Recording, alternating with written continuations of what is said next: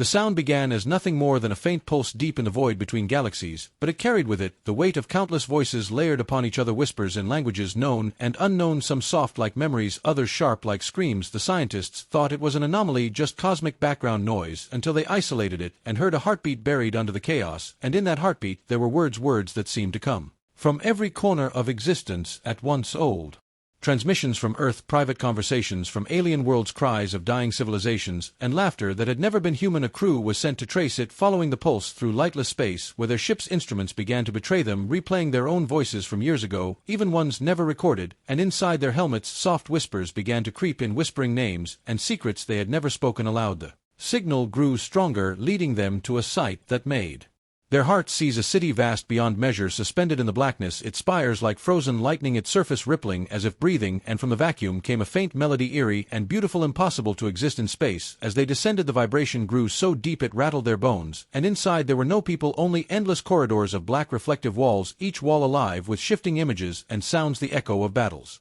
fought millennia ago, the lullabies of alien mothers, the last breaths of long-dead rulers, every sound in history somehow trapped here. But then the walls began to change, playing back moments from their own lives, secrets they had never told, faces of people they had lost, and voices that should not have been able to follow them across the stars. One crew member swore they heard their mother's voice crying for help, and followed it only to vanish without a trace. Deeper inside they found the heart of the city, a colossal chamber vibrating with a steady low hum, and in the center an entity of light and shadow, the ear of eternity, ancient and unblinking, speaking without speech. By stitching together words from their own past, twisting them into new sentences, it told them silence was death, that all sounds must be preserved, and it had been listening for millions of years, never missing a word. But the longer they stayed, the more they realized the city was not just recording, it was speaking back. It could imitate anyone perfectly, even command them. Using voices they trusted, the ship systems began responding only to certain tones, frequencies the city controlled, and corridors shifted like a maze designed from sound itself. To escape, they were forced into a chamber where every footstep, every breath was amplified 1,000 times, and the walls vibrated with dangerous power. One wrong word could unleash a sonic wave strong enough to tear them apart, but in the chaos they discovered something worse. One of them was not real, but a perfect echo made of sound, an illusion walking among them. They managed to flee, leaving the city shrinking into the distance, destroying their tracking beacons. To be sure, it could not follow, yet even back home the whispers never stopped, faint in the wind, in the hum of machines, in the stillness of night, and they realized with horror the truth. The city had left something behind in them, an echo seed planted deep in their minds, so it could keep listening forever. And somewhere far away the city turned its spires toward their world, ready to hear everything they would ever say.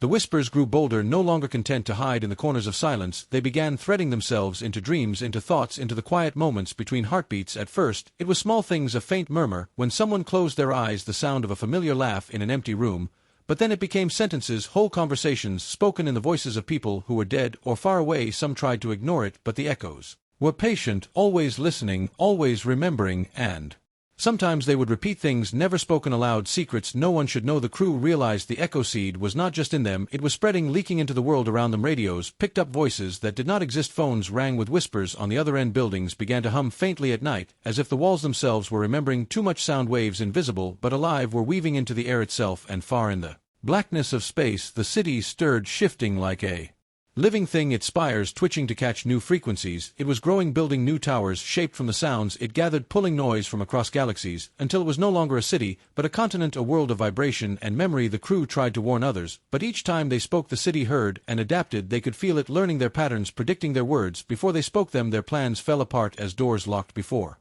they reached them, and machinery failed. Only when their footsteps approached they understood the truth. The city was not just hearing, it was inside, every sound everywhere, and if sound existed it could follow. There was nowhere to hide, so they tried the only thing left they could do, silence. They sealed themselves in soundless chambers wrapped in layers of deadening foam and vacuum shields. But silence was not the safety they hoped for. In the absence of outside noise they began to hear the echoes inside their own heads, so clear, so sharp.